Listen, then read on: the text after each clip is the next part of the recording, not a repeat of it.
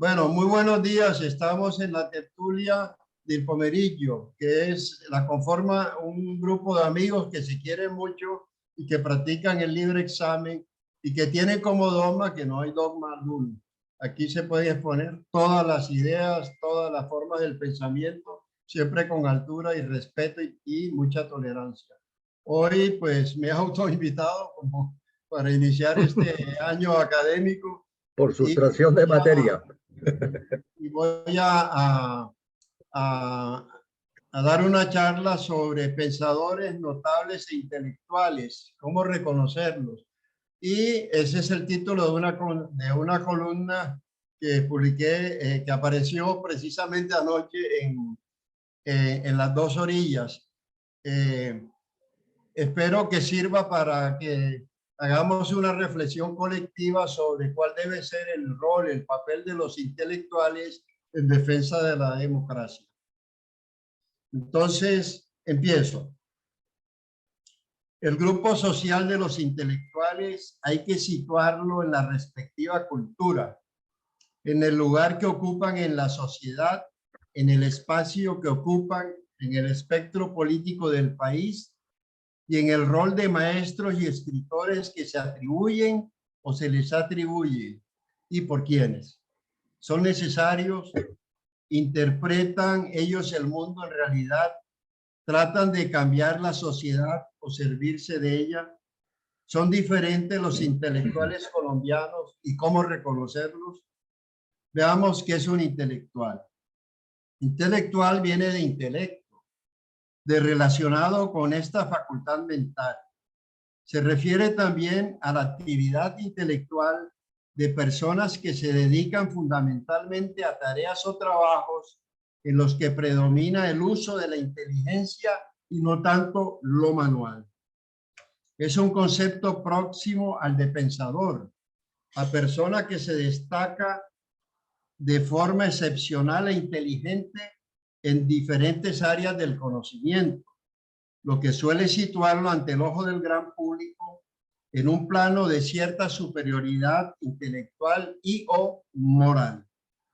En efecto, de ellos se espera cierta o mucha habilidad en competencias cognitivas, en facultades mentales, en actitudes éticas de compromiso con la moral social y también aptitudes notables en los análisis, sencillez en la expresión del conocimiento e imaginación para proponer los cambios que sean necesarios para el avance social.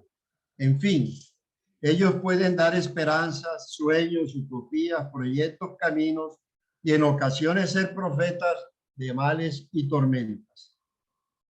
Un intelectual es entonces una persona natural que, basado en sus conocimientos, reflexiones y conclusiones, difunde sus ideas, pensamientos, planes, propuestas sociales o políticas en bien de su comunidad, país, región o continente y hasta de la humanidad.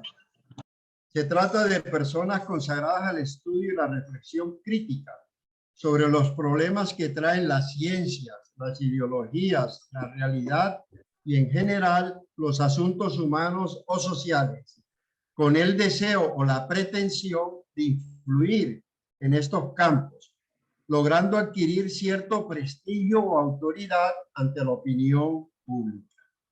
Lo expuesto no deja de traer a veces escepticismo, crítica o sorna, como lo refleja esta frase de François Sagan, comillas, la gente que escribe libros rara vez es intelectual. Los intelectuales son gente que habla sobre los libros que otros han escrito. Una aproximación a la definición de intelectual de Jorge Orlando Medo. Este intelectual, historiador, da una definición relativamente restringida al considerar que intelectual es alguien que discute públicamente, dirigiéndose a un público amplio, ofreciéndole a la sociedad orientaciones generales en su marcha política, en los asuntos morales y culturales, en los proyectos sociales o económicos, participando en un debate abierto en el que se miren con espíritu crítico los argumentos pertinentes que suelen tratar algunas personas de diferentes campos del saber, pero que normalmente lo hacen como parte de una función profesional y dirigiéndose a expertos, o a veces actuando simplemente como propagandistas que tratan de imponer sin discusión sus puntos de vista, publicándolos y en general sometiéndolos a la consideración de los demás en la plaza pública. Hasta aquí se trata de personas que opinan o instruyen, pero que pasan a ser intelectuales cuando dejan de hablar a sus colegas en calidad de expertos o especialistas y se dirigen a la nación. Si el intelectual llegase a vincularse a un partido político o a la administración pública, para hacerlo o seguir siéndolo, debe mantener cierta distancia crítica y no reducir su discurso a la defensa o promoción de la línea de partido o de gobierno. De caer demasiado en el espectro político puede levantar suspicacias. El de intelectual, un oficio bajo sospecha. Hay un micrófono abierto. Algunos o muchos critican o desconfían del intelectualismo. No obstante, el pensador, la escultura de Rodin, parece rendirle homenaje a esta actividad. También parece hacerlo esta frase de Herbert Marcuse, comillas: cuanto más importante es el intelectual, más comprensivo será con los ignorantes. El asunto no es fácil. Trae controversias entre los propios intelectuales. Lo vemos, por ejemplo, en esta frase de Francisco Ayala, de clara connotación política. Comillas: los intelectuales somos muy reaccionarios y son más reaccionarios los que presumen de progres. Ojo, Mario. Así es que parece aplaudida por uno que fue progre de alto prestigio, Louis Althusser, cuando dijo, comillas, como cualquier intelectual, un profesor de filosofía es un pequeño burgués. Cuando abre la boca es la ideología pequeño burguesa la que habla. Sus recursos y estratagemas son infinitos. Antes, Antonio Gramsci, un intelectual del compromiso, del engagement, como dicen los franceses, había planteado la necesidad de la praxis en el oficio o vocación de tal, pero evitando la pedantería y la separación del pueblo-nación. Richard Rorty les pide lo mismo, no marginarse de la comunidad, y Perry Anderson les pide igualmente ser útiles y no caer en banalidades. Lo que espera el imaginario público de un intelectual.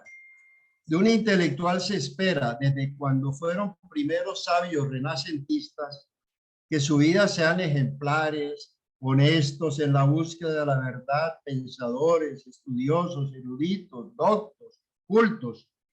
De ellos el pueblo espera que sean leídos, entendidos, esforzados en el pensar, espirituales más que físicos o corporales, consagrados a la ciencia, las letras o la política, pedagogos, propositivos, comprometidos por deber ético, desclasados de su clase social alta. Es el intelectual orgánico del marxismo gramsciano. Comprensivos, inteligentes, creativos, versátiles, racionales o razonables, íntegros, críticos. Todo esto lo encontré en un conjunto de textos que tratan de describir lo que es un intelectual. En todo caso, se les pide que entiendan el mundo y las cosas que los rodean a través de su pensamiento, pero también, algo reciente, con su inteligencia emocional.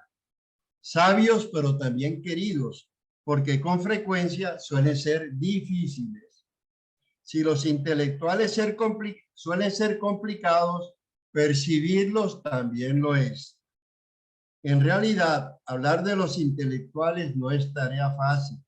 De ellos se loa y se execra como ser miembros de una casta nobiliaria o de superhombres gaseosos, elitistas, aristócratas del pensamiento, necios, decía Maurice Barrès, un intelectual francés de derechas, y poco prácticos, que protestan por todo o que defienden todo sin sonrojarse. La ideología no ayuda. Tampoco el narcisismo de alguno de ellos. Menos ayuda el juicio de la opinión pública, porque ellos suelen trabajar con algo complejo como es la actualidad, sobre la cual todas se pronuncia. Además, si ellos dan bandazos en sus posiciones, todo se complica. Históricamente, antes que los intelectuales, hubo el intelectualismo, término de uso peyorativo frecuentemente, sobre todo en las discusiones políticas. Así fue durante el famoso Affaire Dreyfus y el Yo acuso de Émile Zola, en un país dividido en dos posiciones enfrentadas. División que se trasladó al resto del mundo, incluida Colombia. Si me apura, diría que fue en ese momento cuando nació la verdadera globalización de la opinión pública. Cabe una pregunta: ¿son lobos solitarios o manadas? Recuerden el Affaire Dreyfus. Affaire Dreyfus fue un militar francés que fue acusado falsamente de traición a la patria francesa. Estuvo preso en Cayena, en varios sitios, muchos años, y luego los intelectuales salieron a defenderlo, esencialmente Émile Zola, que escribió el Yo acuso, que fue un panfleto que conmovió no solo a Francia y la dividió en dos partes, sino también al mundo, incluida Colombia. Entonces, son solitarios o manada, condotieros o grupo social. El concepto de intelectual es impreciso, pero en líneas generales designa un grupo social o a un actor de la vida pública que goza de prestigio porque piensa, estudia y medita por ocupación. Refiriéndose al caso Dreyfus, de ellos dijo Clemenceau, el gran tigre, el presidente de la Tercera República, que, comillas, esos intelectuales que se agrupan en torno de una idea y se mantienen inquebrantables, tienen autoridad moral e intelectual como para procurar influir en la opinión pública y en la política. Además, parecen fungir como si fuesen un tribunal de hombres del pensamiento, con tanta reputación moral y cultural que frente a las élites tradicionales del poder, la milicia y la judicatura, ellos hacen figura de seres de compromiso, de engagement, de compromiso. A lo que respondió nuevamente desde la derecha Maurice Barrès, tildándolos con sornas de, comillas, esos supuestos intelectuales, cierro comillas, que se toman por superhombres creadores de una nueva élite de gente excéntrica que pasa su vida en laboratorios y bibliotecas comprometidos solo con su ego de notabilidades que se han atribuido por sí y ante sí la función cívica y docente de rectora de la vanguardia política y social para supuestamente guiar la reforma cultural y política de Francia. Dura crítica la de Barrès. Sin embargo, la derecha también tiene sus intelectuales.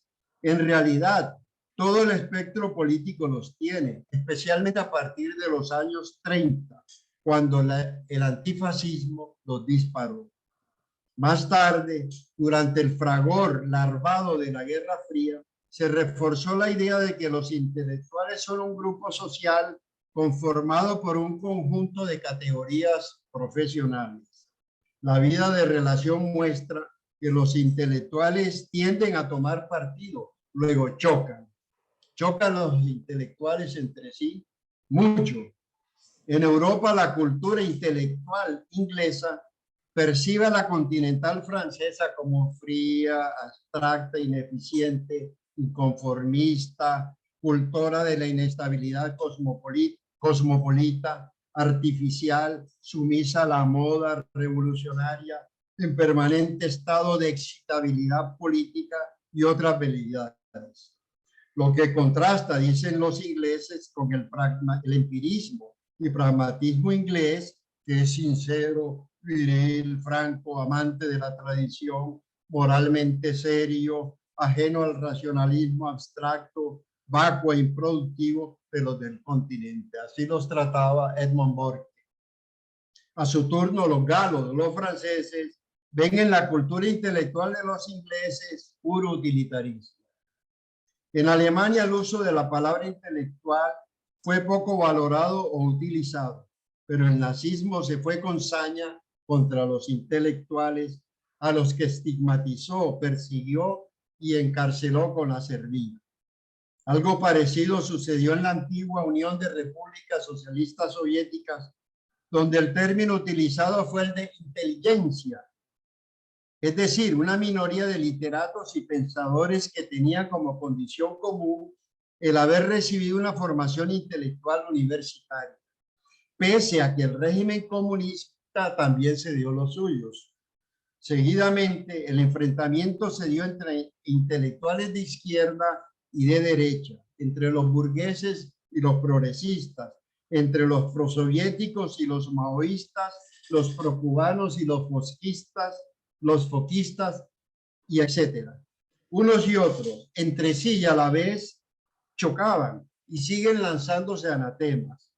El más frecuente es el de vivir por fuera de la realidad. El elitismo, un reproche recurrente entre o hacia los intelectuales.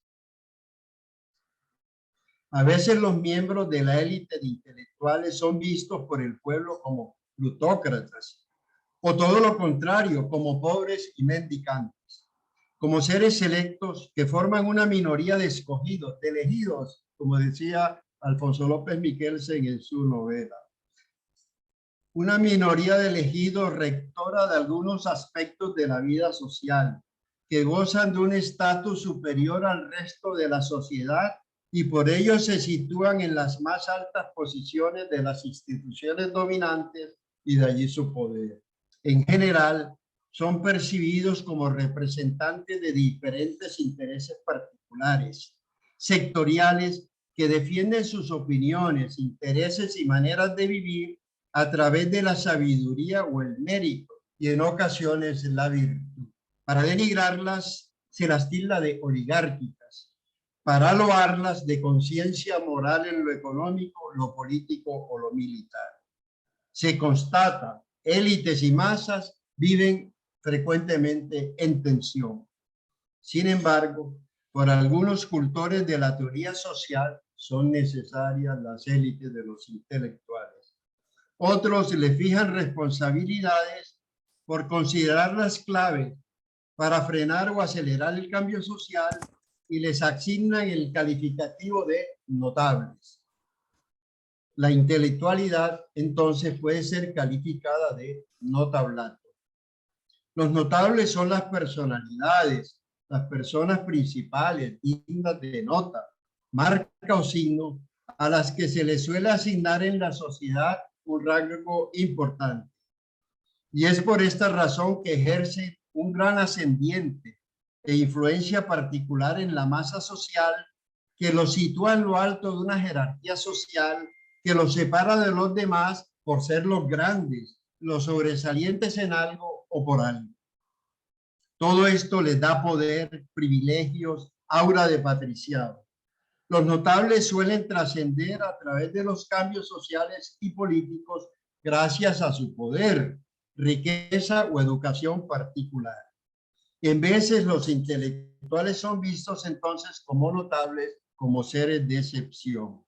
En especial aquellos que ejercen con mérito profesiones liberales, periodistas, profesores universitarios, miembros de las academias y órdenes honoríficas, y más si asumen posiciones políticas. Surge otra pregunta: ¿son una clase o forman una clase? ¿Forman los intelectuales una clase política? No.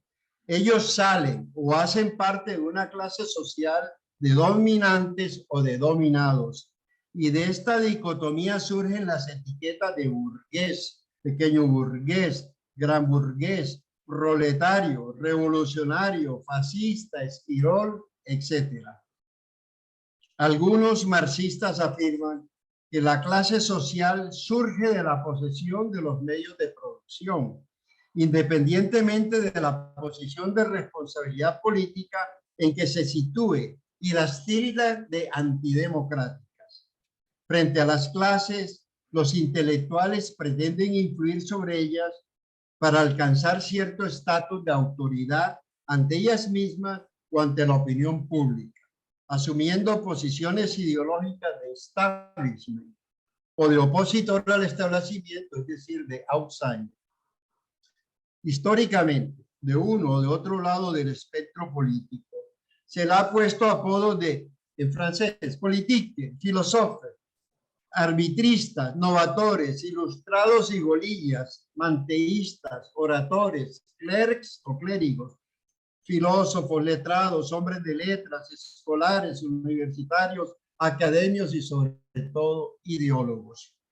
Cualquiera que sea la etiqueta que se les ponga, los intelectuales han enfrentado a escoger entre ser una élite o ir a las masas. Ante una u otra opción, se les dio o se les da un recibimiento asignado por el desprecio y la desconfianza. Para el estalinismo, el intelectualismo debía ser objeto de purgas. ¿Y qué purgas? O por la admiración, privilegio del que han gozado siempre el existencialismo francés. Así, intelectual pasó a ser de izquierdas o progresistas o de derechas o reaccionarios y fascistas.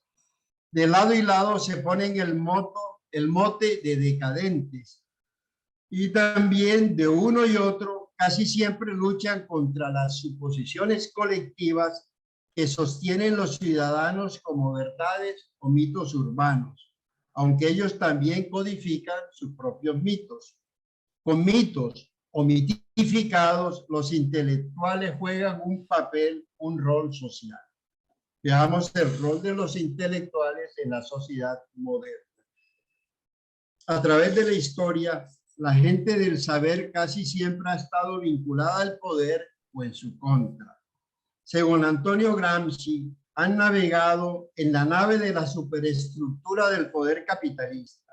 No obstante, en el comunismo ha sido igual. Los intelectuales de izquierda, hegemónicos u orgánicos, han constituido un grupo privilegiado, encamado o al menos cercano al poder. En ambos lados extremos del espectro político. Frente a ellos, la sociedad ha adoptado una doble posición, la reverencia o la descalificación. Cito a Gramsci, comillas, todos los hombres son intelectuales, pero no todos los hombres cumplen en la sociedad la función de intelectuales, decía Gramsci. Y el rol que les asigna a los de izquierda es el de tomarse la hegemonía del bloque histórico de la revolución social, dirigida por el partido intelectual orgánico del proletariado y las clases subalternas. Para Michel Lowy, los intelectuales no son una clase y por lo tanto su posición no se define en relación con los medios de producción y las estructuras económico-sociales. Son, dice, una categoría social que no produce bienes y servicios, sino que son creadores de productos ideológicos o culturales, independientemente del lugar que ocupen en la estructura económico-social. En resumen, cumplen una función intelectual y deben optar por los intereses de los opresores o de los oprimidos. Lo que no quiere decir que los intelectuales de izquierda no opten por la opresión de los opresores de esta doctrina, históricamente plagada de purgas, pogromos, fusilamientos express y hasta supresión en fotos comprometedoras, como recuerdan aquella famosa frase de Lenin subido en un auto perorando, y en la medida en que iban siendo purgados algunas personas incómodas en la foto las iban borrando. Recuerdan, ese es un episodio bastante triste y conocido de la historia. Algunos afirman que algo en común en todos los intelectuales es que sus más profundas motivaciones están dadas por los valores ético-culturales de guardianes de la conciencia, de defensores de los principios del humanismo, de críticos del sistema imperante, de los abusos del poder del respectivo segmento ideológico de pertenencia. Esas diversas funciones les asignan un rol doble: crítico frente al poder y al mismo tiempo constructores de una, comillas, dice Gramsci, una nueva e integral concepción del mundo. Pensador sí, pero también actor, motor, constructor, organizador, dice Gramsci. La experiencia muestra que algunos intelectuales ascienden o ellos mismos se suben al grado de vedettes. Pero cabe una pregunta: ¿son también actores políticos? Veamos, el rol de los intelectuales es el de ser actores políticos. La politización de los intelectuales, su toma de posición frente a proyectos que se planteaban como excluyentes, reeditó la discusión desarrollada ya a fines del siglo XIX a propósito del caso Dreyfus en Francia, sobre qué es un intelectual y cuál es su función social. Reconocer al intelectual como objeto de estudio y analizar su accionar en los años 60, por ejemplo, lleva a la afirmación de que los intelectuales son parte de la élite pensante de un país o región, que son sujetos que, desde los espacios científicos, humanistas, artísticos, dialogan con la realidad política y social. Es decir, que interpretan la realidad, les dan un orden simbólico a las cosas al hablar en nombre de valores universales para orientar la conducta de la sociedad hacia el desarrollo social. Entonces, una combinación de experticia disciplinaria, cientificidad y comunicación con la sociedad les confiere el poder específico de gestores de pensamiento y de los proyectos políticos de la doctrina bajo la cual se cobijan. En política sí, pero cobijados o cooptados, la vinculación con la política, con el poder, hace parte de la función del intelectual. Es un tema bien delicado. Es la controversia del compromiso, del engagement. Juntarse con el poder político los pervierte, los hace militantes alejados de la verdad, pierden su libertad, los vuelve pensadores a sueldo, o por el contrario, los dignifica, los hace gestores de buenas causas, libres por la acción. Se espera de ellos una adhesión política, existencial, ideológica.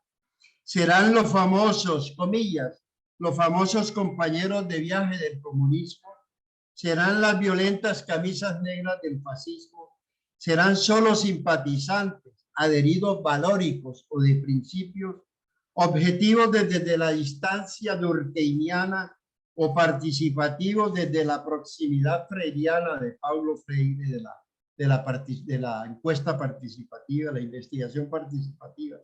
¿Serán agentes de violencia o de paz? ¿Serán agentes del hombre nuevo o del hombre intemporal? ¿Debatirán por la cultura con criterios de revolución o de reformismo? ¿Utilizarán el discurso público de la clase política o el discurso específico de la propia inteligencia? ¿Serán intelectuales dreyfusianos o intelectuales modernos leninistas? ¿Serán intelectuales contemplativos o interpelantes de la sociedad?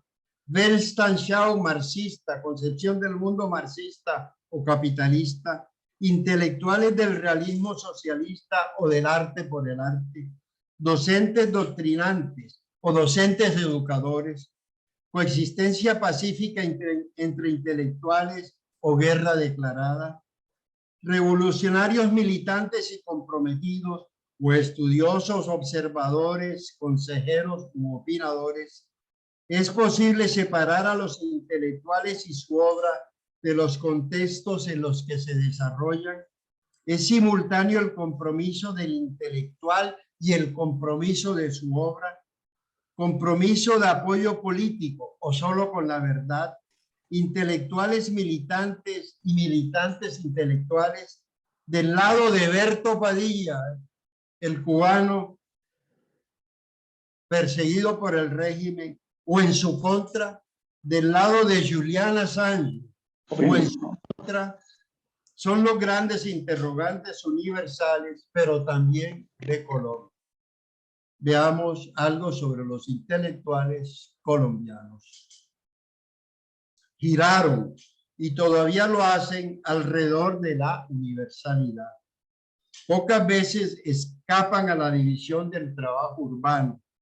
Casi todos, como en casi todas partes del mundo, aspiran o han aspirado a trascender por medio del pensamiento, la enseñanza, el periodismo, la escritura, el foro, el panfleto, la poesía, el arte, la pintura, la escultura.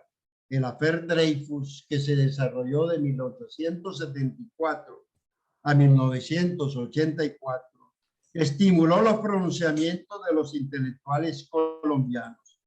Los liberales estuvieron por Dreyfus y Solá, y los conservadores contra Dreyfus y Solá. Gonzalo Sánchez hace esta buena clasificación de los diferentes tipos de pensadores en una democracia. Los divide en gramáticos, maestros, críticos e intelectuales. Personalmente divido los intelectuales, personalmente divido los intelectuales en dos grupos. Aquellos que cuando les llaman intelectuales se empujan, se hinchan, aletean sus narices, se envanecen, no caben por las puertas de los paraninfos y se pavonean como pavos reales. Y aquellos que en la misma situación se ruborizan, se encogen, como si quisieran que la tierra se los tragase y niegan esa condición. De los primeros hay que apartarse, son falsos intelectuales. A los segundos hay que aproximarse, son los verdaderos intelectuales, los auténticos pensadores. Cada periodo histórico de Colombia tuvo los suyos en las dos categorías. Veamos los intelectuales colombianos durante la independencia. Durante este periodo revolucionario, la intelectualidad era estimulada por las tertulias como la nuestra, salones y los claustros universitarios, también por los pocos medios de la época. La ilustración fue caldo de cultivo, gracias a ese hombre genial, grande que fue don José Celestino Murillo. Salían esencialmente de la clase alta. Lo político los movía, también lo religioso. Como decía Gramsci, cada grupo social tendría sus propias categorías de intelectuales especializados y, como agrega Norberto Bobbio, cada uno de ellos asumiría la producción de símbolos y signos distintivos. Los conservadores, la Iglesia Católica, el orden, el statu quo, el Estado confesional, la escolástica y Simón Bolívar, caminando, cogido de la mano con Miguel Antonio Caro y con Hugo Chávez, con Arturito Bella y con Nicolás Maduro. Los liberales, la separación del Estado y de la Iglesia, el progreso, las ideas de Jeremías Bentham, Santander. Para ambos, la preocupación principal es la diferencia entre americanos y europeos. En los dos casos, trabajando cada grupo por el consenso o por el disenso, en la dimensión política del respectivo saber y de las relaciones mantenidas con el poder del Estado o de las instituciones. Cada época histórica secreta sus tipos de intelectuales. Unos para el consenso y otros para el disenso, y cada uno siempre tratando de legitimar o legitimarse frente a la política, al Estado, la nación y en general al poder, bajo la persuasión o la coerción, en provecho propio o de los aparatos de represión, también jugando roles de subordinación o de resistencia. Para ambos segmentos, la constitución de los los revolucionarios, para ambos segmentos la Constitución debía ser el mito fundacional que aglutinase a la nación. Veamos los intelectuales colombianos en el periodo de transición hacia el siglo XX. Casi todos los grupos de gente pensante de esta época quiere dejar atrás un pasado colonial visto como bárbaro, incivilizado y obstáculo para el progreso. Algo muy curioso, los intelectuales dominantes eran los gramáticos y los poetas, como Jorge Valencia Jaramillo, aquí presente. La Regeneración, Caro, Núñez, José María Samper, la Constitución de 1886 con su lema base, comillas, una sola lengua, una sola raza, un solo Dios. Y el Concordato de 1887. Todo eso se entregó a la Iglesia y ésta le fijó a sus intelectuales el culto al pasado colonial y les ordenó ver en la modernidad una herejía.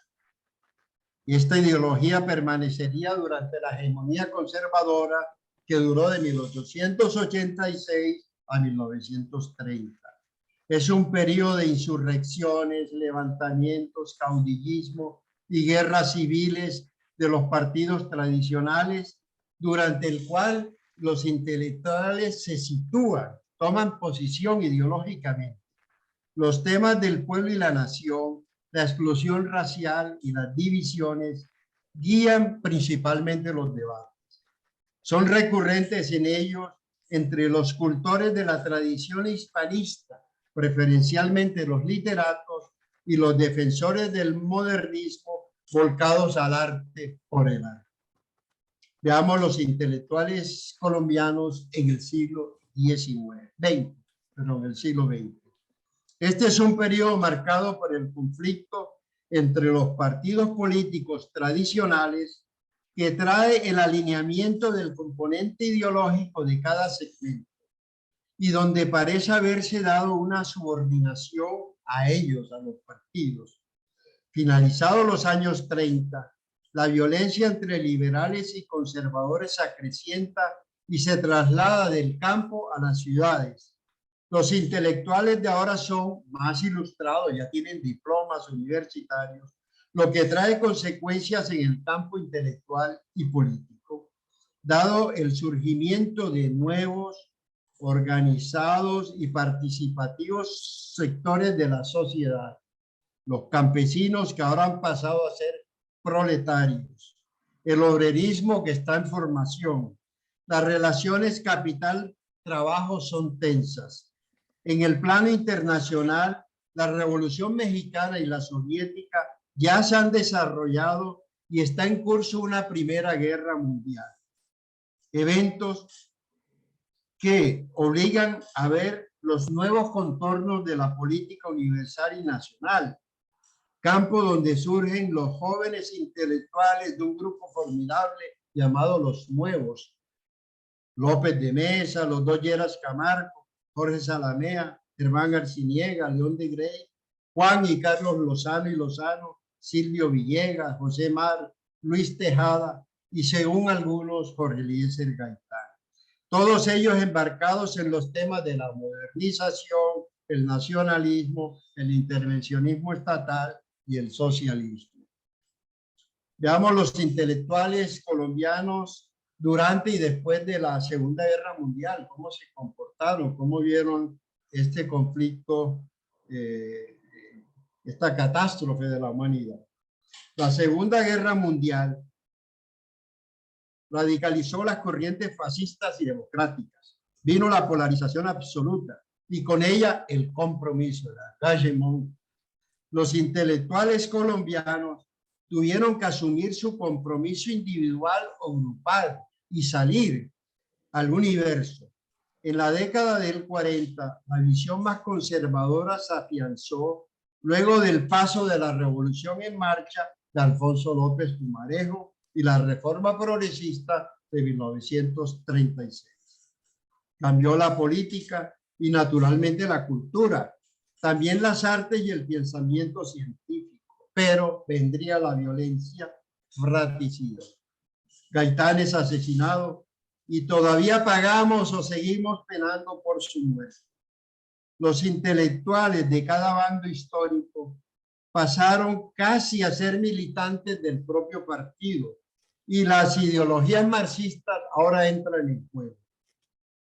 Los llamados violentólogos estudian las causas de la violencia, sacan provecho de sus publicaciones y las cantidades de muertes dan lugar a debates interminables.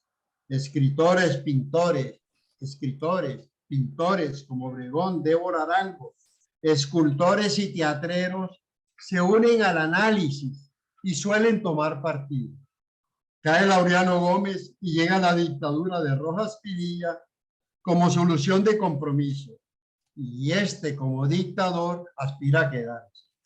Se le insurgen los intelectuales con la movilización del paro general del 10 de mayo, liderada por los partidos políticos, los gremios económicos, los medios de comunicación y sectores de la iglesia. Antes, el 9 de abril de 1948, algunos intelectuales habían tomado la radiodifusora encabezados por el gran poeta Jorge Salamea, Jorge Gaitán Durán y mi amigo del alma de la Universidad Nacional, Eduardo Santos. Entre otros, la huelga estudiantil de mayo de 1957 inició el derrumbe de la oprobiosa dictadura de Rojas Pinilla. Llegó el Frente Nacional sobre los hombros de un pueblo libertario que siempre dijo que, comillas, Colombia es tierra estéril para dictadores y fantoches. Sin embargo, la dictadura también fletó sus intelectuales, como es el caso de Gonzalo Canal Ramírez, quien creó la revista Ya, ese es el nombre, Ya, para apoyar al régimen y su falso binomio pueblo, Fuerzas Armadas. Veamos los intelectuales colombianos durante y después del Frente Nacional. La violencia fue, dicen algunos, una reforma agraria en favor de los terratenientes basada en cientos de masacres. Cóndores no entierran todos los días, de Gustavo Álvarez Gardiazabal, es la novela de la violencia colombiana. Para ponerle fin, se pactó el Frente Nacional entre los partidos históricos y cada uno recibió el refuerzo y compromiso de sus intelectuales en las diferentes bellas artes, en la pintura, las acuarelas y el muralismo, y también en las ciencias. Periódicos, revistas y emisoras defendieron una solución que fue bien recibida por la comunidad internacional. La lucha contra la dictadura secretó intelectuales que se consideraban intérpretes de la opinión pública, que también debían asumir la acción de defensa de las libertades y no solo la reflexión de biblioteca. Veamos los intelectuales colombianos durante y después de la Guerra Fría.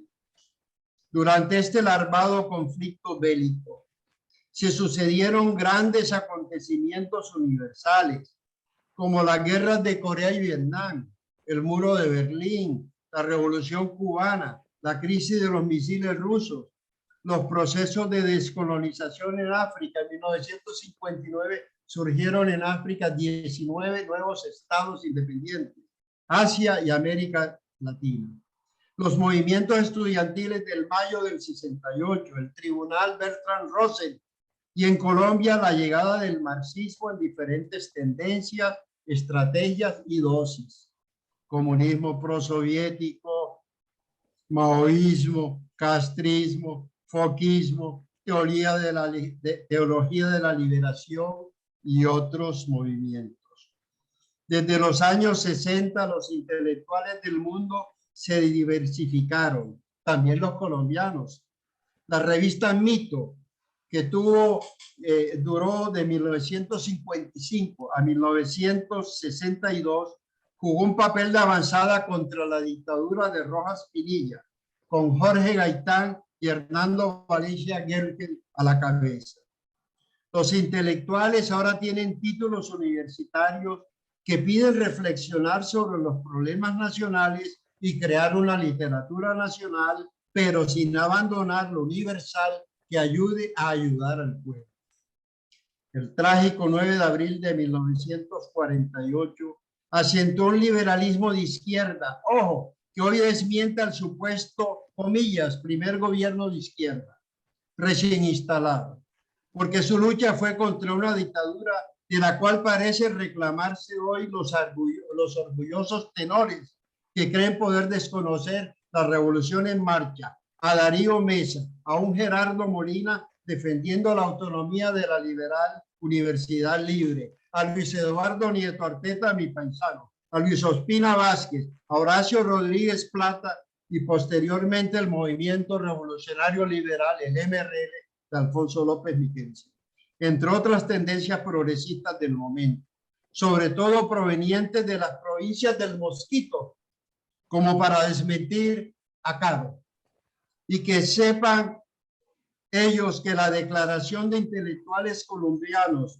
durante el paro general fue un acto de verdadero engagement y no solo de café de flor. Valeroso escrito libertario que parece cobrar vigencia hoy en día ante la urgencia de proteger o recobrar las libertades fundamentales de los colombianos. En esas gestas se dieron los grandes alineamientos. Cierta funcionaria diría recientemente que las grandes alienaciones, lo que seguramente tiene razón. Unos con el anticomunismo del Reskin Polus, la teoría de Marco Fidel Suárez, mirats al polo, es decir, a los Estados Unidos.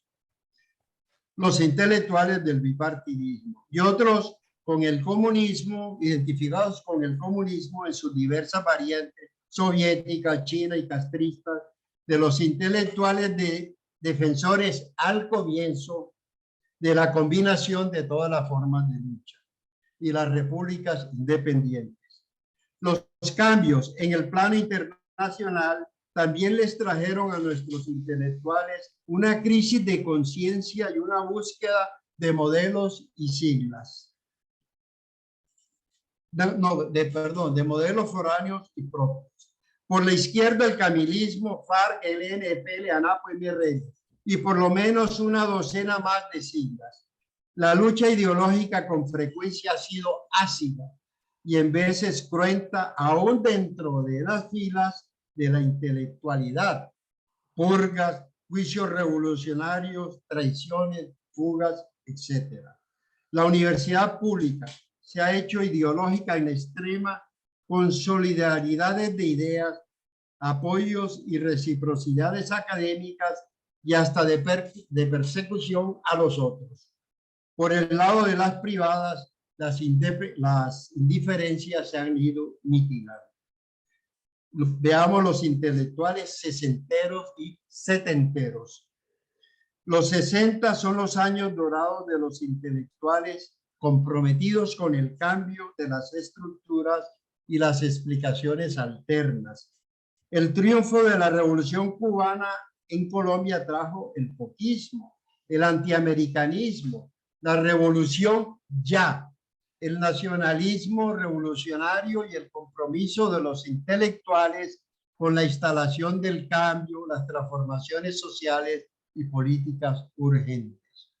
Todo esto se acentuó en los 70 con el lema de saber es crear poder. Igualmente, la llamada dialéctica de las piedras cambiaba hasta en las universidades privadas. El teatro y los happenings se tomaron las calles al olor de la hierbita. Los hippies sacaron a veces la delantera a los barbudos con mochila y a los guerrilleros del Chicó.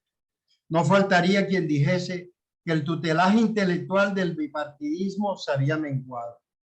La televisión, ya no en manos de Sendas, es decir, de Samuel Elvía Medinero, recuerdan, popularizaba un poco la cultura y la ciencia. Recasés, Natural y Álvaro Castaño Castillo en la emisora HCK. Veamos los intelectuales colombianos ochenteros. Los 80 ven el Estatuto de Seguridad, la toma y retoma del Palacio de Justicia. Belisario Betancur inicia o continúa los procesos de diálogo y de reincorporación de grupos insurgentes. el M-19, el EPL. París es una fiesta de los intelectuales, sobre todo de izquierda, y vestidos de asesores académicos y de académicos viatores, es decir, viajeros impenitentes, Contadora, Esquipula, Ciudad de México, Tlaxcala, Maguncia, Cuba, y todavía estamos en eso. Y hasta ministros de la cultura. En ese entonces un marxismo de frac. No obstante, la guerrilla colombiana seguía combinando todas las formas de lucha: secuestro, vacunas, pescas milagrosas, los atentados contra la población civil y el ejército, alianzas con el narcotráfico, lo que trajo el distanciamiento de los intelectuales colombianos de corte gramsciano, que se apartaron. Pero el narcotráfico todo lo cambió, dañó o alteró. Había llegado el patrón, con su ola de atentados y bombazos. A la par del siglo XIX, la Revolución cubana fue una inicial reforma a la Constitución que terminaría en constituyente plena. Veamos los intelectuales colombianos noventeros frente a la Asamblea Constituyente. Las reformas de corte neoliberal de los 90 trajeron ataques de todo tipo y lados del espectro ideológico y a la Carta Colombiana de 1991 le llovieron y le llueven todavía críticas.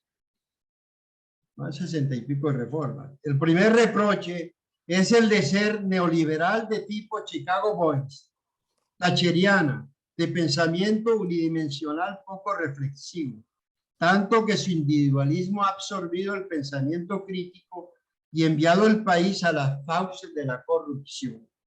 Todo esto, afirman, es culpa del liberalismo extremo, del nepotismo, la puerta giratoria, los contratos y licitaciones amañadas, el declinar de los partidos. Los intelectuales colombianos en pandemia y confinados, como en la peste de la muerte roja de Edgar Allan Poe, los cogió por sorpresa y fuera del salón durante casi 2 años o más. Muchos egos aterrizaron como el aterrizón de todo el mundo. Excursiones al exterior fueron posibles vía Twitter, WhatsApp, Internet, celular y este magnífico Zoom que nos ha dado la oportunidad de salir al mundo. Internet y celular, con la gran ventaja de que todos se dedicaron a escribir en esos medios tan maravillosos y denostados por espíritus ligeros. No todo fue malo. Hubo tiempo libre para el sapere aude, para el atreverse a pensar. Y esa reflexión existencial de la angustia que baja el orgullo. También para el dolor de las pérdidas de parientes, amigos y conocidos. Igualmente, para la controversia entre los pro y los antivacunas. De los gobernantes se dijo y desdijo a placer, no siempre con razón en unos casos. Como en la fiesta, a cada uno le fue como le fue. A Colombia creo que le fue bien, comparativamente hablando, pero siguió la eterna tragedia del conflicto armado. Veamos los intelectuales colombianos del posconflicto. Se puede decir de la gran mayoría que están hartos después de 63 años de guerra con diversos grupos armados, sobre todo los cultores de las ciencias sociales y humanas. En general, todos los intelectuales colombianos están más que cansados, aburridos de la monotonía de un conflicto casi que en permanente empate y piden con insistencia la formación de un Estado moderno y regulador, mas no intervencionista en exceso, que acelere el cambio sin las pesadas teorías económicas de los 60 que están ahora tan en boga, ni las laxas de los 80 del neoliberalismo. Con el Estado, pero sin que éste se lleve la parte del león en impuestos expropiatorios. También solicitan una sociedad civil libre, creativa y participativa en política, y que no vean los intelectuales del primer grupo, los falsos, arriba expuestos, seres pedantes que estorban y todo lo enredan por dogmáticos o por solo políticos. Pide de ellos más humanismo que tecnocracia, para que entiendan mejor una sociedad cada vez más diversa. Les solicita que tengan corte académico, pero aterrizados en la realidad y dialogando con la sociedad para ayudarle a la construcción de los espacios de un nuevo orden social más democrático, participativo y justo. Deben asumir la complejidad de la sociedad colombiana contemporánea, tan difícil de aprender como lo demuestra la hasta hace poca carencia de colombianólogos, a diferencia de países más simples de América Latina. En los cursos de sociología del profesor Gerard Schwarzenberg, él me preguntaba durante las clases, ¿por qué hay tan pocas cosas sobre Colombia? Yo le dije, profesor, porque Colombia es un país extremadamente complejo. Colombia no se reduce a indigenismo, blancos, urbe, ciudad. Colombia es un país supremamente complejo. De allí que los colombianos apenas comienzan a ser más o menos abundantes para estudiar nuestra realidad. Y para terminar, por Dreyfus, en francés, por Dreyfus. El nacimiento de la palabra intelectual no hay que olvidarlo. Fue un parto difícil en 1894, durante lo más controversial de la affaire Dreyfus. En realidad, salió de labios reaccionarios con tonalidades peyorativas. En efecto, para los antisemitas, Dreyfus era un traidor y Émile Zola un pervertido sexual, había escrito Naná.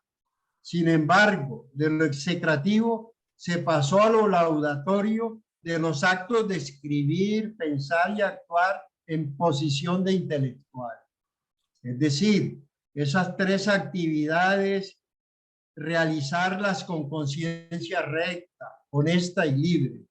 El viaje intelectual a París sigue siendo recomendable para aquellos que quieran vivir en los territorios, ambientes y luces del conocimiento razonado o de corte racional, pero sin que esto les impida el viaje a Katmandú en busca de la espiritualidad. Solo el viaje a las regiones de la intolerancia es no recomendable a personas comprometidas con el avance de la inteligencia, la democracia y el savoir-faire. Recuerda, los buenos intelectuales, los que vale la pena escuchar por su sapiencia, compromiso y búsqueda de la verdad, son seguramente aquellos que se sonrojan cuando les das ese título. Muchas gracias.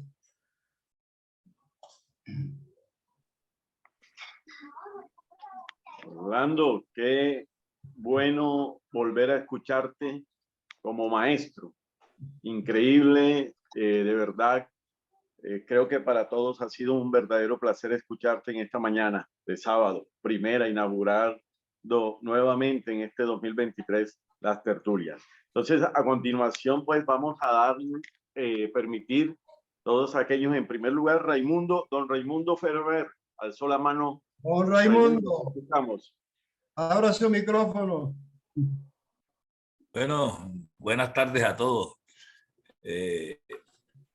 Pletórico de alegría por volvernos a encontrar en este año con todas estas expectativas que tenemos en nuestro país, pero que en estas tertulias pues son que hacen que nosotros tengamos un bálsamo para poder hablar sin tachaduras y respetuosamente. Primero quiero felicitar a mi querido hermano Orlando, porque en realidad esta conferencia, en donde nos paseó no solamente desde el punto de vista intelectual, sino histórico, hace que uno piense que en realidad pues la intelectualidad y todas estas condiciones humanas no son ajenas a nosotros, y siempre estamos pendientes de seguir aprendiendo, y que hasta el último día de nuestras vidas seamos unos simples aprendices. Esto hace que estimule la capacidad de estudio, la capacidad de investigación, etc. Yo resumo esta maravillosa conferencia en una frase: que todo depende del cristal con que se mire. Las defensas o ataques de la intelectualidad, como bien lo dijo Orlando, siempre tienen los intereses políticos, intereses intelectuales, intereses de tipo personales, una cantidad de cosas que incluyen la psicología, la sociología y la psiquiatría. Todas, porque el asunto es mental. Y nosotros somos intelectuales porque tenemos precisamente esa capacidad mental para pensar y hacer las cosas de la manera que nosotros creamos que es correcta. Quiero además agregarle que este asunto de la intelectualidad se hizo no solamente de la época de los griegos, de los romanos y de estos intelectuales filósofos, etcétera, de la época misma de Jesucristo, en donde él con una intelectualidad que dada por la sencillez y la humildad, solamente con parábolas, decía tanto con pocas cosas, pero que y como el Gandhi, como otros intelectuales que simplemente daban el ejemplo. No solamente lo decían, no que daban el ejemplo. Y esas pocas palabras que decían, hacían que con su ejemplo solamente brillara y la gente entendía. Pero cuando hay esos intelectuales que piensan que explicando y haciendo largas esas explicaciones, lo que hacen es meternos en un laberinto de confusiones a todos. Y con el sesgo muchas veces político. Recuerden que la intelectualidad va unida a la política, pero son antagónicas. Porque es que la política es absurda desde el punto de vista de las personas, no desde su funcionamiento. Porque los políticos amoldan la política a su pensar, a su parecer, a su momento, a ver cómo hacen unos para bien, otros para mal.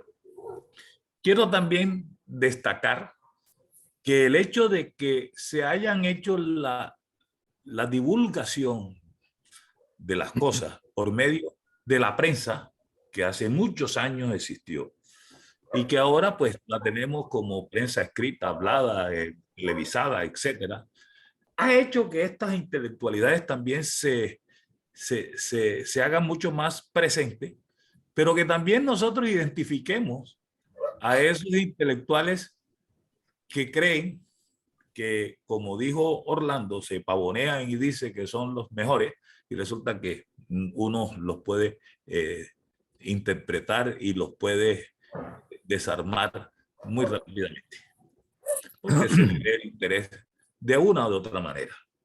En estos momentos, la prensa escrita y la prensa en general, perdón, corre un grave peligro, porque es que los gobiernos tratan de amoldar la prensa a su parecer.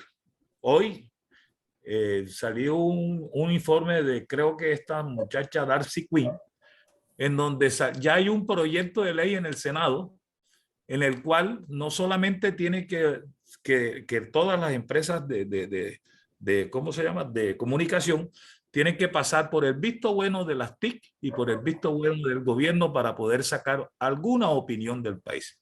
Eso está cursando en el Senado en este momento. Entonces, imagínense ustedes cuando ya se les cierre la boca a todo el mundo, porque entonces ya no podrán seguir ni siquiera los intelectuales hablando para que la gente los escuche.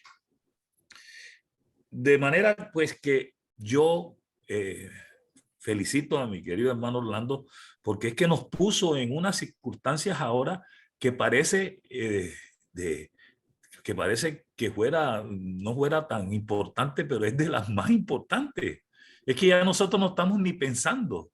Recuerden que hemos hablado de aquí que se nos han borrado la historia. Nuestra historia se perdió, se perdió desde hace 2, 3, 4 generaciones. Ni siquiera eso tenemos derecho a hacerlo. Todo eso es intelectualidad. Las universidades, que es donde nos formamos, en los colegios, universidades, etcétera, ya también tienen el sesgo político, ya se perdió la libertad de poder pensar como uno le dé la gana. Como sea, los libres pensadores, no se puede hacer ya el diferente al libertinaje, pero pensar de una manera u otra ya se nos prohíbe. Entonces, todo está haciendo y llevando a que nosotros terminemos en una mecanización, una robotización de la sociedad. Y eso, mis hermanos y mis queridos amigos, es muy, pero muy peligroso. Así que no quiero extenderme, quería dejar esas inquietudes ante ustedes como para ver qué podemos seguir hablando. Yo sé que aquí hay muchas personas que tienen un nivel muy alto, todos ustedes. Muchas gracias por esta conferencia, Orlando. Muchas gracias a todos ustedes por la asistencia también, porque eso nos revive. Y bueno, comenzamos el año con una excelente conferencia que da pie, si ese es el desayuno, ¿cómo será el almuerzo y la cena? Muchas gracias. Gracias, querido Raimundo. Preciado Raimundo, muy también diciente sus palabras, y es cierto, nos pone a reflexionar con este intro que ha realizado nuestro hermano Orlando en el día de hoy, que tenemos una responsabilidad de comunicar nuestras ideas, al menos pretender con ellas influir, pues, al menos en lo que nos compete ahora, quizás en las ciencias muy poco, pero sí en las letras y la realidad social de nuestro país. Muy diciente lo que tú acabas de decir. Esa responsabilidad no podemos dejarla a un lado. Bueno, escuchemos ahora a nuestro progresista izquierdista Mario Ramírez. O Mario, bienvenido. Bueno, muchas gracias a todos, Jairo, Yo corrijo, conservador por progresista. esa presentación. Yo desde anoche estoy disfrutando la conferencia porque yo tuve el privilegio de hablar con Orlando sobre el tema de la conferencia, la charla. Ojalá yo llegara algún día a ser intelectual. Me gustaría mucho, trato, pero no sé, la cabeza no me da para tanto. Pero bueno, un saludo a Edith, que la veo ahí muy linda, muy querida. Mira, hay varios aspectos que han transcurrido en mi vida y eso es lo que yo les traigo a ustedes a colación acá y viendo. Yo siempre he admirado a Jorge Valencia Jaramillo y Muchas les leo gracias. sus malos y buenos poemas, porque todo el mundo tiene malos y a muchos de ustedes. Entonces, hay unos aspectos. Mire, yo viví, ustedes que dicen conservador de izquierda y acaba de hablar mi copartidario, el gran médico Raimundo. Pero miren, yo viví un proceso, yo no sé si ustedes se acuerdan, yo creo que sí, porque todos son muy ilustrados. Se llama Alfredo Vázquez Carrizosa. Yo trabajé, así de viejito soy, yo trabajé políticamente con él como conservador de ultraderecha. Y después me tocó vivirlo de izquierda, pero radical. Y he vivido otro proceso que también ha sido de marginado y ha sido rechazado por mis copartidarios. Se llama Gabriel García Márquez, Gabo. Eso, llevar un libro de Gabo y eso que no han estudiado aquí, las crónicas periodísticas de Gabo, que era lo que yo miraba para aprender de él antes de las novelas, su viaje a los países socialistas, un poco de cosas que la verdad que no se conocen acá. La leen muy poco porque en las universidades y colegios llevan 2 o 3 libros de él. Pero en las crónicas periodísticas hay una maravillas de cosas. Esos dos procesos, Alfredo Vázquez de ultraderecha a ultraizquierda y Gabo, pues un escritor libre pensador, y lo marginaron y lo rechazaron y no lo dejaban leer. Y tengo pruebas de eso. Y yo soy de Gabriel García Márquez hasta los tuétanos. Lo he leído, lo he estudiado. Creo tener la mejor colección de obras, de escritos, de fotos, de comentarios de Gabriel García Márquez y quiero crear aquí una sede de Gabo en Bogotá de premio Nobel, porque no la hay. En todos los países del mundo apenas gana un premio Nobel, lo primero que le dan es una sede en la capital de cada nación. Aquí no, aquí si podían lo sacaban de todo lado. Pero bueno, esa es una idea. Entonces, esos dos aspectos, de la izquierda extrema a la derecha y de la derecha a la extrema izquierda, ¿a qué se debe eso, Orlando? ¿Tú cómo lo analizas? O sea, yo tengo muchas críticas a gente de extrema izquierda, porque los viví en Maguncia. Yo estuve allá con el ELN, tratando el acuerdo de paz con Eduardo Verano de la Rosa y un equipo bastante amplio de gente que estuvimos tratando de buscar ese acuerdo de paz. Y yo los veía dogmáticos, pontificando, estáticos, no debatían, sino lo que ellos dicen es lo que es. Ese es un gran error de la extrema izquierda y todavía prevalece, que si es la línea de Moscú, que esa es y de ahí no se mueven. Y entonces yo les decía, pero ustedes que son intelectuales, librepensadores, ¿por qué no se mueven un poquitico? O sea, permitan que la otra opinión pública, así sea de extrema derecha, tenga participación en esas discusiones en el país, o en lo que estamos construyendo, lo que estamos haciendo. Y el otro proceso del que yo quiero hablarles en este momento y comentarles se llama Álvaro Gómez Hurtado. Yo viví todo el proceso, estuve en las campañas de él, yo aprendí con Álvaro Gómez, yo trabajé en el diario El Siglo. Y ver ese Álvaro Gómez dogmático, que le decían sectario y no lo eran, y ustedes que son los liberales decían que era un matón, que fuera... No, Álvaro Gómez, miren el proceso de Gómez en la Asamblea Nacional Constituyente, en la cual fui subsecretario, y yo participaba en esa comisión cuarta y me iba allá porque me deleitaba oírlo. Y mire, la izquierda lo respetaba, y él cedió, y él giró, y él fue, le cupo en la cabeza la necesidad de cambio en el país, y fue promotor de una cosa que se llama elección popular de alcaldes. Una extrema derecha, un conservador, como le decían, y mírelo, ahí en la Asamblea Nacional Constituyente, y ojalá se pueda publicar las intervenciones de Álvaro Gómez en la Asamblea Constituyente para que vean un pensamiento de esos. Y allí, y por eso yo admiro mucho a los hermanos de la logia masónica, porque es que gira, porque no se ría Jorge que yo estuviera en sus charlas. No, y como no admitían conservadores, no soy de la logia. Allí en la 18 con quinta. Pero mutan, o sea, giran, evolucionan, piensan, se acomodan a lo nuevo. Entonces, eso es lo que yo veo de la intelectualidad de ahora, que los veo como acomodándose a las nuevas circunstancias.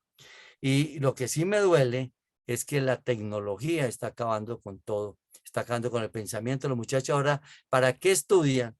¿Para qué estudian los partidos en Colombia si se meten en Mr. Google y ahí les da todo? Y eso es lo que escribe. No lo estudian, no lo leen, no lo escriben, no lo aprenden, no lo memorizan, nada. Mr. Google les da todo. Eso sí es preocupante. Esos son los comentarios, Orlando, y cuando usted quiera leemos lo que nos mandó el abogado de Manizales sobre tu conferencia, porque es que anoche la tuvimos con Orlando previamente, pero lo felicito, maestro, gran maestro Orlando. Puedes leerlo, sí. No, pues ahora que otro, está Rafael Quiseno, está Eddie, que quieren hablar, Humberto, que ayer y más adelantico leemos lo que dice Sebastián, si le parece. a Mario, un ilustre abogado de Manizales, le envió un comentario, un anticipo a esta charla. Ahorita la podemos leer, Mario, con gusto. Bueno, muy bien. Sí, Jairo. Gracias Mario. Usted siempre rebosante de humildad, como diríamos aquí en la costa, con moñito. Usted es un ser humano que posee, pero sobradamente, cualidades cognitivas y racionales que lo identifican como uno de los seres especiales e intelectuales aquí en nuestro país, don Mario.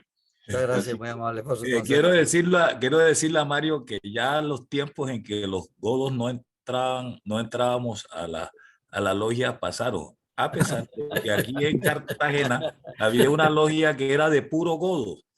Puro godo, en la época, sí. Madre mía. Y yo entré a la Serenísima Gran Logia y llegué a ser gran maestro, así que ya eso es cosa del pasado. Esto es progreso de intelectuales, fíjense, para que vean. Bueno, aquí ahora nuestro amigo, nuestro embajador chileno, don Rafael Quiseno. Por favor, Rafa, bienvenido, te escuchamos. Gracias, Jairo. Primero que todo, felicitaciones al gran maestro Orlando Solano Bárcenas. Potente y formidable conferencia magistral. Mis más sinceras felicitaciones. Segundo, un abrazo fraterno para los contertulios Jorge Valencia Jaramillo, Jairo García Cuello, Rafael Ospina, Orlando Solano, Edgardo Solano, y que se vinculan con nosotros a la tertulia cultural internacional. Yo quería más que todo, maestro Orlando, hacer los siguientes interrogantes para poder abusar un poquito de todos sus conocimientos sobre la conferencia llamada La participación de los intelectuales en la democracia. Arrancaría e iniciaría esta pequeña intervención con la siguiente pregunta. ¿Qué sería de las democracias sin la participación de los intelectuales? ¿Habría más polarización o menos polarización ideológica? ¿Habría más, mejores o peores políticas públicas en los gobiernos de turno? Y si usted puede hacer una comparación entre los ideólogos y los intelectuales, ¿en qué se aproximan y en qué se alejan? Podríamos de pronto decir que los políticos serían el brazo armado de los intelectuales. Además, ¿por qué la ciudadanía se desencanta tanto de las políticas, así lo mismo que de los intelectuales? Ni siquiera los conoce.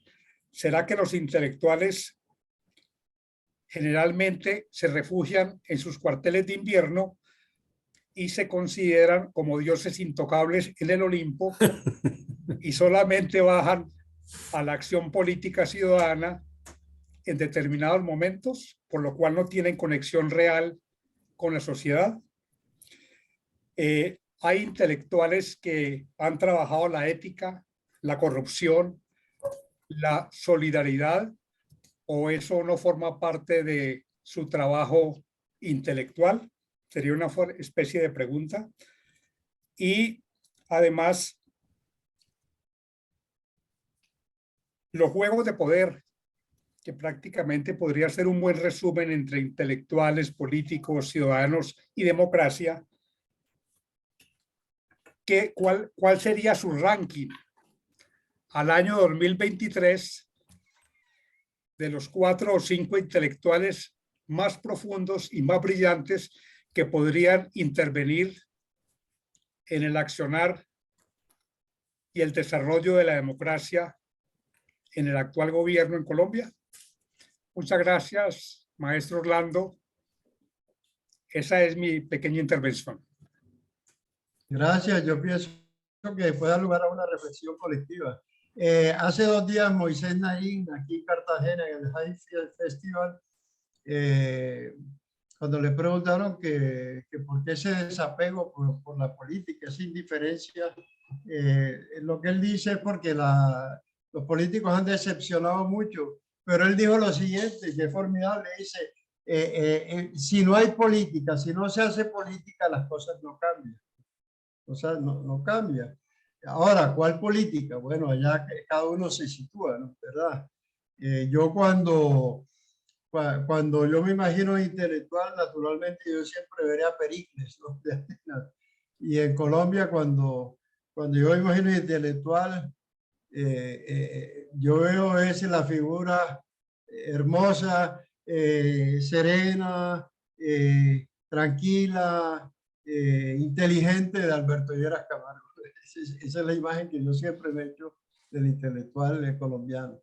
¿Cómo distinguir los ideólogos de los intelectuales? Bueno, a veces juegan roles intercambiables, ¿no? De intelectuales se vuelven ideólogos, de ideólogos e intelectuales. Yo pienso que de la segunda categoría, los verdaderos, debe haber siempre intelectuales. La izquierda debe tener sus intelectuales serios, racionales, coherentes, la derecha también.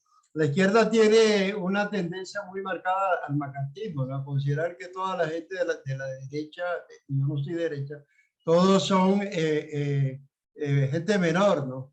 Pero ¿cómo negarle la condición intelectual, por ejemplo, a Charles de Gaulle, ¿no? ¿Cómo negarle la condición intelectual a Raymond Aron?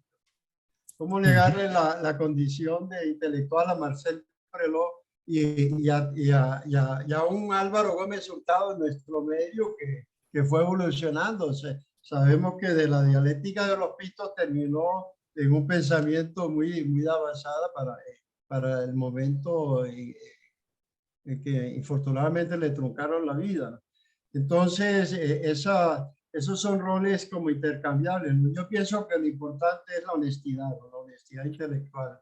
Y la humildad, ¿no? Porque es cierto, no hay cosa más fastidiosa que las personas que se las dan de intelectuales, que se empujan cuando les dan ese trato y que se vuelven retóricos y sofistas, ¿no? Y de eso yo pienso que a veces hay legiones en Colombia. Y contra eso me parece que hay que luchar, ¿no? Intelectual, para mí un hombre que aglutina casi mucho de las cosas que hemos dicho sobre un intelectual, Gustavo Álvarez Gardiazabal. Gustavo es un hombre que piensa, es un hombre que escribe, es un hombre que trae polémica, que expone su pensamiento en público y que se compromete, ¿no? Uno puede estar o no de acuerdo con él pero uno tiene que reconocer que es un hombre que, como se dice, mueve ideas, ¿verdad? Es un hombre valioso, ¿no? Para darle un calificativo. En ese sentido, entonces, yo pienso que cada tendencia del espectro político debe tener sus pensadores, sus intelectuales, y que dialoguen, no que estén siempre en permanente una pugna estéril, de donde no tome cada uno lo mejor del otro o lo que considere valioso del otro. En ese sentido, la Universidad Pública Colombiana, yo pues lo viví 40 años en la Universidad Nacional, mucha intolerancia, mucha militancia ideológica, a veces poca ciencia y más ideología. En la universidad privada lo contrario, pues a veces mucha ciencia, poca ideología, poca política, poca controversia. Entonces hay que, como todo, pues buscar equilibrio, ¿no? Hoy en día ha habido unos brazados, se dice en francés, como unos intercambios entre la universidad pública y la privada, y hoy vemos que hay universidades privadas que a mí me sorprende. Me parece que la nacional son niños de coro, de iglesia frente a los estudiantes de algunas universidades privadas, los Andes y la propia Javeriana. Pero lo importante es que haya debate intelectual académico de altura. Y con la regla de nuestra tertulia, lo que no haya dogmas, que se pueda discutir. Yo hace 2 días me enteré de algo, ¿no? Mi bisabuelo se llamaba, por parte de padre, se llamaba Nicolás María Mastrodomenico. Él llegó con 2 hermanos, con Francesco y Antonio. Francesco era físico, mi abuelo era intelectual, digamos, formador, educador.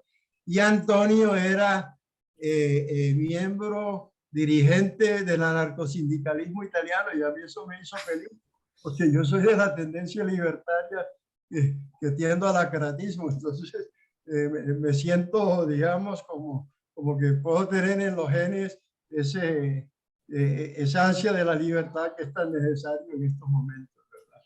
Hoy en día se está dando un debate interesante en el país.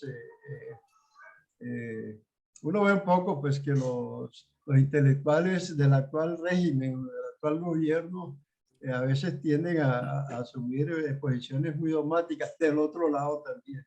Entonces no se escucha, no dialoga. Y ese diálogo es interesante y estos espacios son importantes.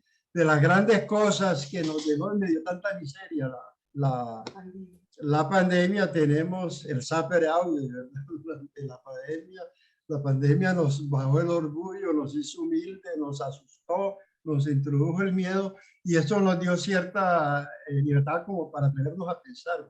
Y de ahí nació esta tertulia. Bueno, entonces, ¿quién más quiere intervenir? Jairo. Gracias, maestro. Humberto, Edith, las damas primero. Edith Camerano, Edith, ¿cómo estás? ¿Qué hubo, Orla? ¿Cómo te ha ido? ¿Cómo vas? Bien, Feliz año gracias. para todos. Gracias. A ver, Gracias, yo Edith. primero quiero felicitarte, Orlando.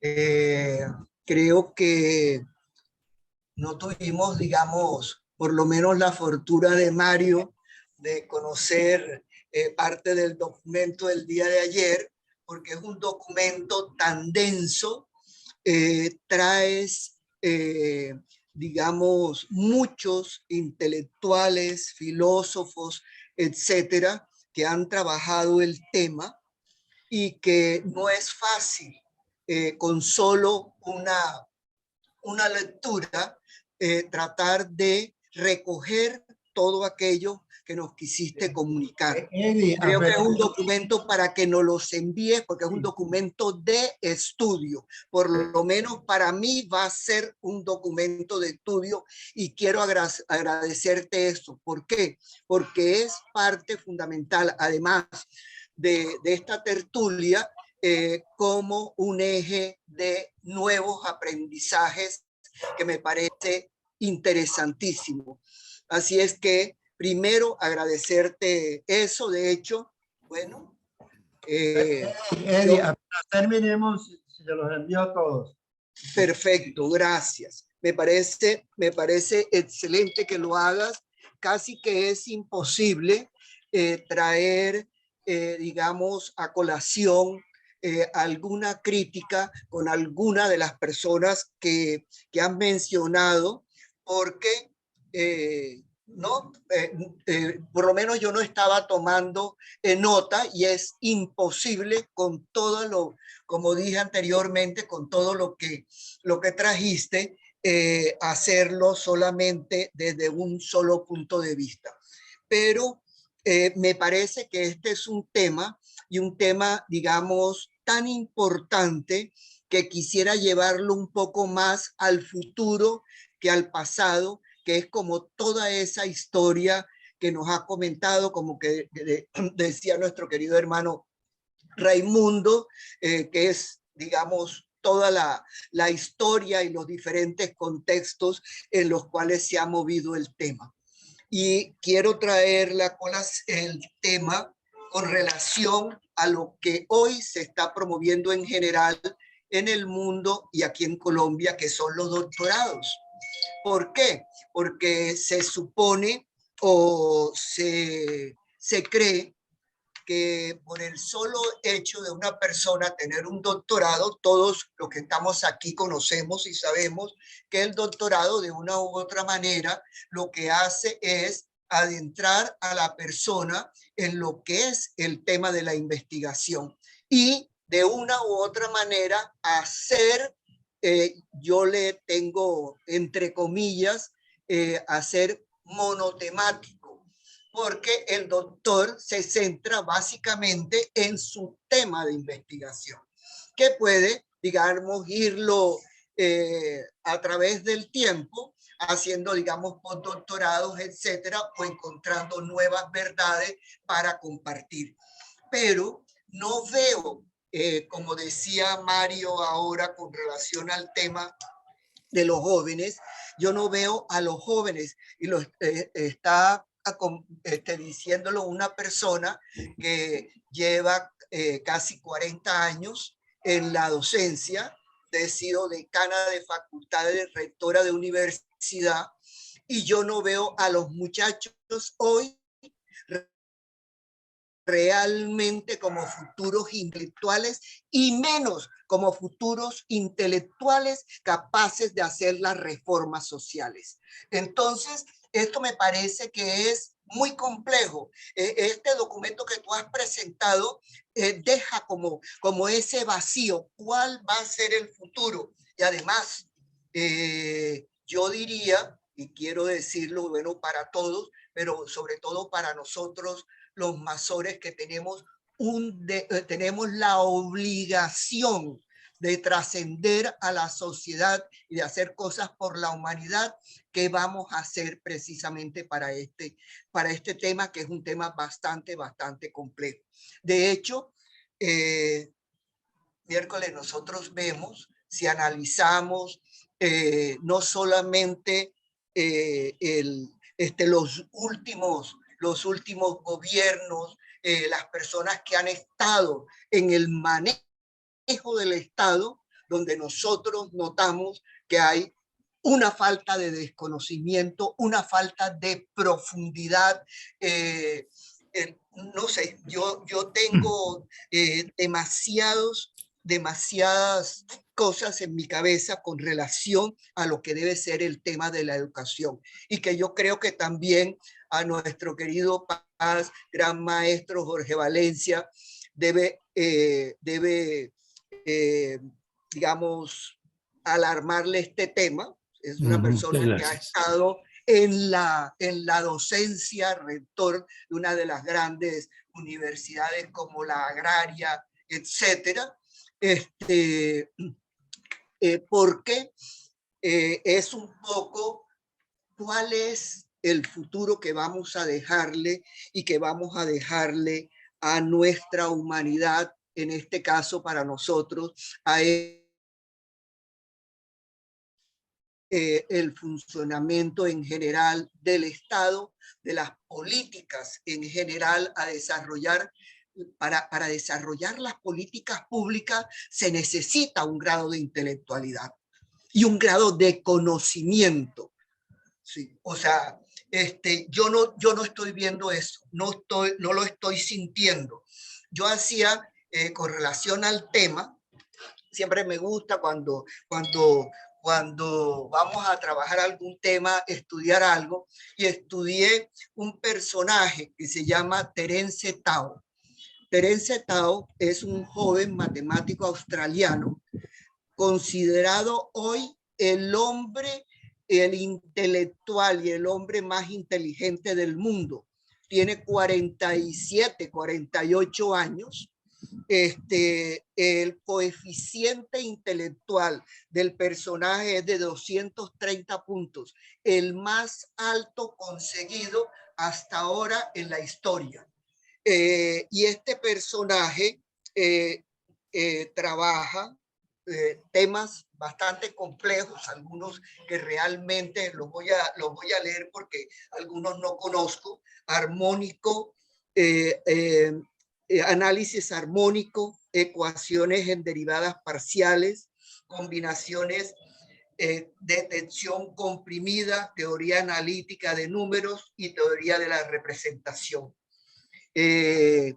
Ha obtenido el premio Fiel, que es el premio que da la unidad de matemáticos del mundo a jóvenes que han hecho investigación y que son, se supone, digamos, intelectuales en el área de esta ciencia tan importante, que me parece que, y lo quiero relevar, hacer un paréntesis allí. Cuando yo creé ayudé a crear, ayudé a crear en la Universidad Santo Tomás la Facultad de Gobierno y Relaciones Internacionales, yo puse una materia, que la materia se llama Matemáticas y Estadística para la Gobernanza. Entonces, hubo una gran crítica con relación a esa materia. Y yo les decía, luego de la pandemia, les decía en la universidad, yo quiero que me digan cómo se manejó el mundo durante la pandemia a base de matemáticas y estadística. Todas las decisiones que se tomaron en el mundo fueron alrededor de esos dos ítems. O sea, fíjense que el tema de la intelectualidad es un tema que abarca y abarca todas las ciencias en este momento. A mí me parece que es un tema relevante, que es un tema importantísimo, y Orlando, de verdad, mándanos el documento, y diría que de pronto podíamos hacer una segunda reunión un poco más adelante, si lo consideramos necesario, después de haber leído el documento, para poder, luego de estudiarlo, o enriquecerlo o hacernos algunas preguntas con relación al mismo. Quiero dejarlo allí, creo que es como un poco lo que pienso con relación a esto. Gracias. Gracias, Eddie. Tenemos para invitar ya hablé con él, Andrés Hoyos, y estoy buscando a Jorge Orlando Melo, que son dos personas pues, que mueven opinión, escriben, para que podríamos en ese momento tener ese debate. Muchas gracias. Jorge Valencia ha sido mencionado varias veces y queremos encontrar con la venia de Humberto, Edgardo y Carlos y Julián y varios. Bueno, muchas gracias por esta echada al agua así de repente. Bueno, Orlando, primero, pues muy gratamente sorprendido por la charla. Me parece un gran trabajo el que has hecho, sin duda ninguna. Un gran trabajo, muy interesante. Un poco para protestar que Mario y Edith tuvieron la oportunidad de tener el documento antes. Entonces nos llevan una gran ventaja porque pues nos dejan a nosotros de primerizos, ¿no? Pero a mí me llamó mucho la atención, pues, para hacer algún comentario de el papel de los intelectuales en la democracia, digamos, ¿no? Claro que tal como lo hizo Orlando, las definiciones de intelectuales son realmente muchísimas, de verdad, muchísimas, ¿no? Entonces es imposible colocarlos en una sola casilla. Y desde el punto de vista del espectro político, pues intelectuales de derecha, de centro y de izquierda. Obviamente los ha habido siempre, ¿no? Ese repaso general que has hecho sobre buena parte de la historia en cuanto a los intelectuales me ha llamado mucho la atención. Me agradó mucho ese contrapunto de intelectuales ingleses y franceses. Me llamó mucho la atención porque la he sentido siempre, ¿no? Y he tenido pues mucho interés en ambas escuelas, digamos. Solo recomendar un poco en tu charla la mención más específica en cuanto al existencialismo y el enfrentamiento entre Sartre y Camus, realmente, porque Sartre pues se volvió el filósofo, digamos, casi que extremo políticamente hablando, ¿no? Que no toleraba ninguna diferencia o crítica al estalinismo soviético, ¿no? Que fue en definitiva una barbaridad absoluta, ¿no? De manera que eso calificándolos a ambos como intelectuales y a Simón de Beauvoir ahí de compañera en la mitad, ¿no? Sería muy interesante. Pero bueno, me gusta mucho la idea de Edith de que si pudiéramos tener el texto, leerlo y hacer una segunda charla, ¿no? Me parecería buenísima. Realmente que sí. Muchas cosas dijiste que me llaman la atención realmente, muchas. me gustó también este recorrido ya por lo que llamaríamos los intelectuales colombianos, ¿no? En las distintas épocas. Esto vendría muy bien. Un comentario muy personal. Cuando alguien que llamamos intelectual, ¿no? Se dedica o ingresa de manera muy definitiva a la política, evidentemente tiene una vida muy difícil,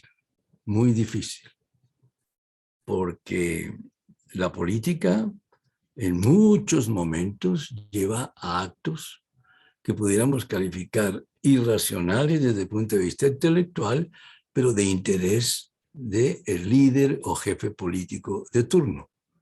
Y lo que es inevitable que así suceda, absolutamente inevitable, ¿no? Siempre ha habido un debate muy largo en la historia de que si el intelectual debe tomar partido o no. Y en algunos casos se criticó a aquellos que se resistían a hacerlo como débiles, ¿no? O, sí, que habían dejado de ser realmente intelectuales porque no eran capaces de tomar partido. Eso siempre se ha dicho, ¿no? De manera que es difícil imaginar a un intelectual en su torre de marfil, solo pensando o escribiendo algunas cosas sin intervenir en la sociedad en la cual existe. Es difícil, pero lo ha sabido también. Claro está que sí. Y muchos de ellos que consideran la política como algo de lo cual se debe apartar. No debe estar porque cree que lo contamina. De manera que es un tema muy interesante, pero difícil. Sin duda, difícil. Bueno, yo tomé algunas notas, como decía Edith, pero es muy difícil a toda velocidad tomar algunas de las notas que uno quisiera comentar después.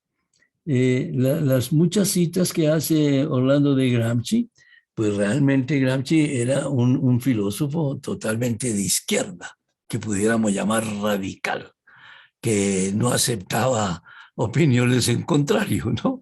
Las consideraba todas que no tenían tanto valor, ¿no? Pero hay muchos que se han comportado así, pero me gustó también mucho este comentario de Orlando sobre los hechos de Berto Padilla y de Assange. Esto me pareció muy interesante porque Berto Perrante Padilla es una historia muy triste de lo que es el castrismo radical, ¿no? De no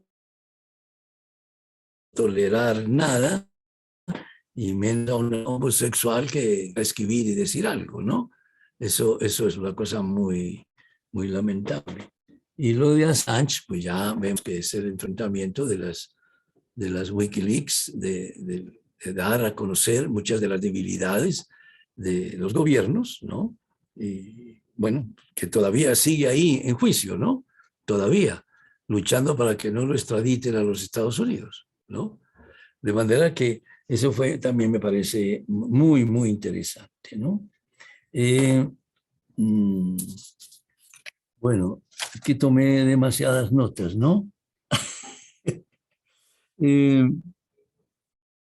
Habíamos hablado y me llamó mucho la atención la expresión del marxismo de Frac, porque nosotros habíamos hablado mucho de aquí en Bogotá, de los guerrilleros del Chicó, ¿no? Y este marxismo de Frac, naturalmente, pues es una contradicción muy interesante que indica aquel académico que se dedica solo a hacer teoría desde una situación muy cómoda, realmente, desde el punto de vista personal o económico, ¿no? Bien, pero podría alargarme mucho, me da pena con los compañeros. Solo terminaría esto, Orlando. Me parece un gran trabajo, francamente, un gran trabajo, mucho tiempo.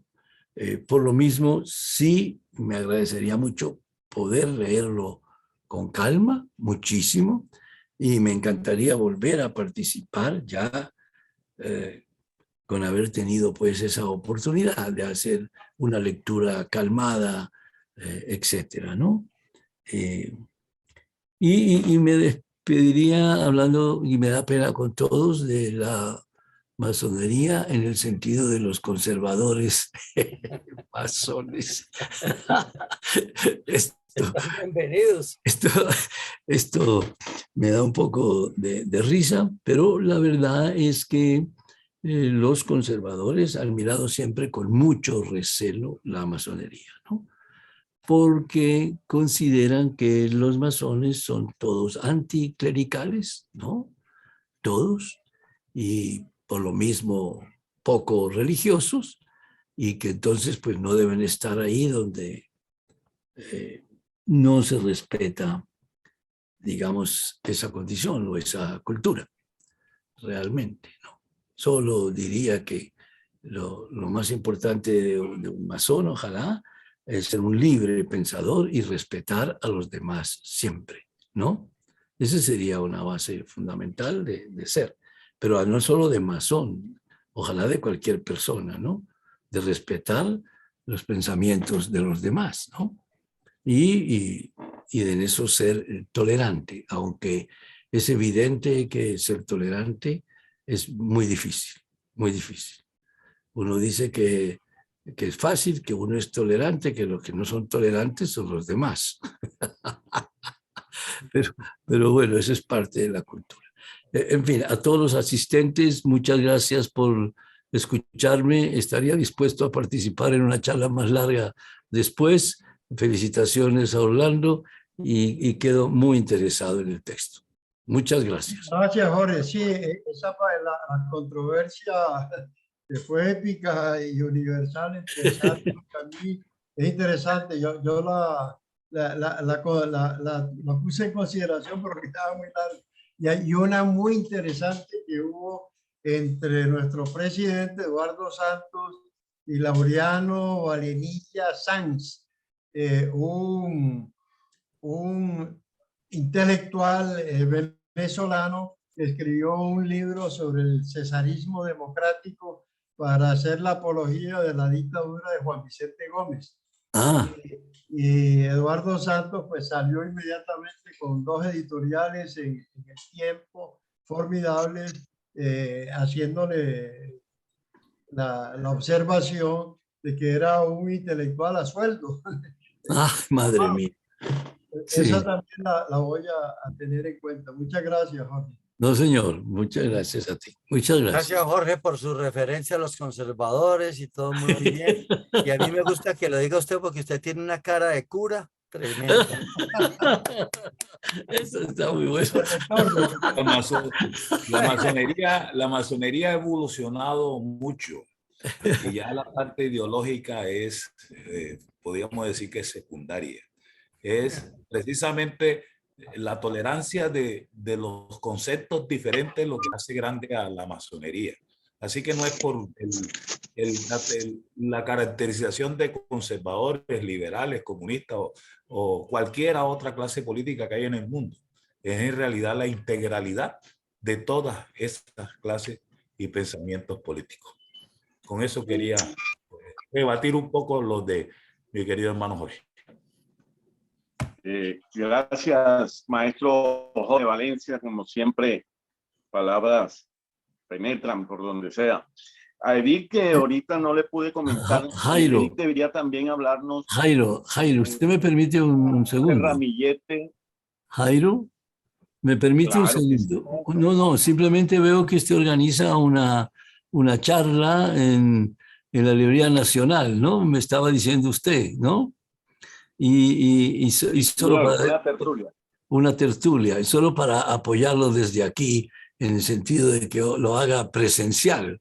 Es evidentemente que hay una diferencia enorme de poder hacer algo presencial a algo virtual, ¿no? Y en la librería, usted estará, se lo aseguro, en esa primera charla, primera tertulia el 11 de febrero aquí para el carnaval en Barranquilla. Muchas gracias, muy Eso amable. sí se lo aseguro. Muchas gracias. Bueno, muchas gracias por este apoyo. Sí. Bueno, decía yo que Edith también debería referirnos, hablarnos sobre mujeres intelectuales. Pues hemos un poquito dejado a un lado esa faceta femenina, esa influencia, esa intelectualidad femenina, y yo creo que las féminas sobran